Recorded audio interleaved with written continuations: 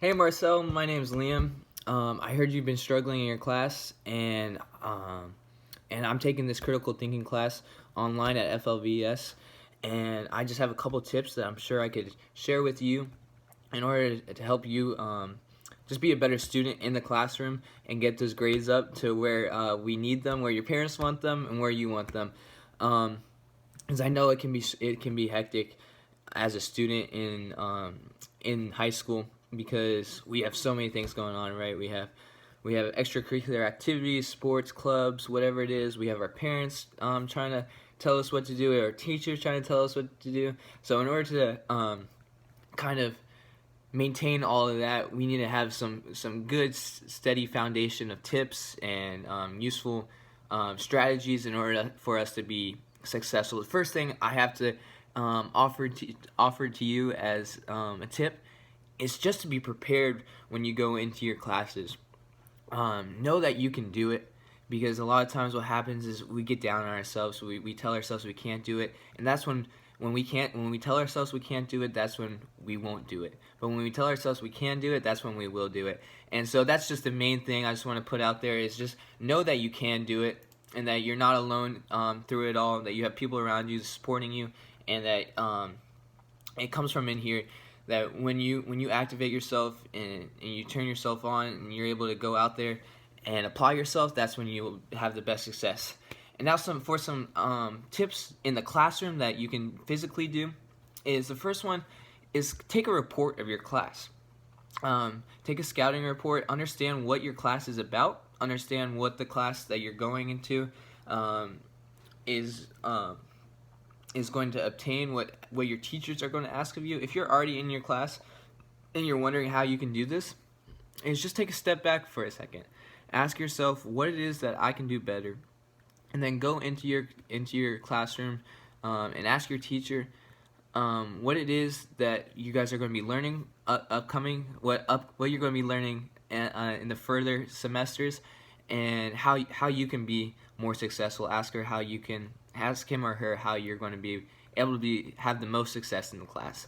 The next thing I have for you is to just be more organized, become an organized person. Whether it's to carrying a calendar with you around where you go, writing down what you have going on for the day, or just creating a binder for your classroom. This is the biggest thing. One of the biggest things for your class to be more successful is to have a binder with you, where you can put all your stuff in, all your homework, all your quizzes, your tests, your notes. You can just put it into this binder, organized, and that way, when time comes where your teacher asks you for work, or you need to study, or whatever it is, you're just able to whip out the paper that you need and quickly get to it, and you'll see success through that as well. Another thing is, for a studying tip that I have for you, is to come up with some kind of way to help you memorize things, because a lot of high school isn't so much application unless you're taking specific classes, but a lot of it is memorization. And so what you can do is come up with different mnemonics, or phrases, or ways you can study for certain things, or certain words, whether it's science, reading, or math even. You can come up with different study habits and mnemonics and memorization tools to help you be more prepared for the test. That way you go in the test and you're able to think of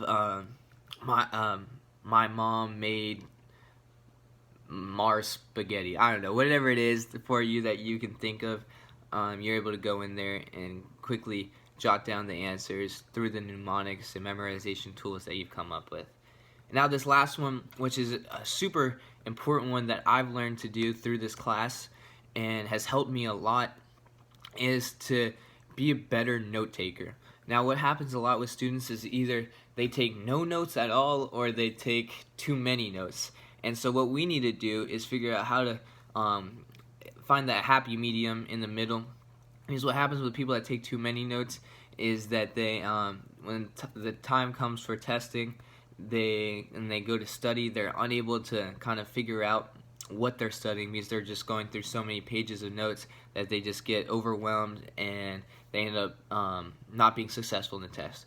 And so what a great way to take notes is through this is through this note-taking process and organizational table called the Cornell Notes. Cornell Notes, what it does is it separates your paper into different columns and rows, so that way on your top column you have your topic of the day that you're going to be going over, and then on your side rows you're going to be having your main ideas, and then just some quick side notes that you have for those main ideas.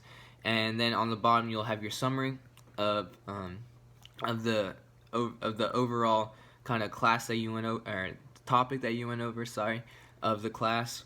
And so you'll have your main notes, your side notes, and then your summary. And these shouldn't be that long when you're taking notes. You just quickly jot down notes that will help you memorize the main ideas, the most important topics, and then on the bottom you'll summarize what the topic was about in 2 to 3 sentences. It does not have to be too long, and that should help you be successful when you're trying to go back and look at your notes to memorize what you learned that day.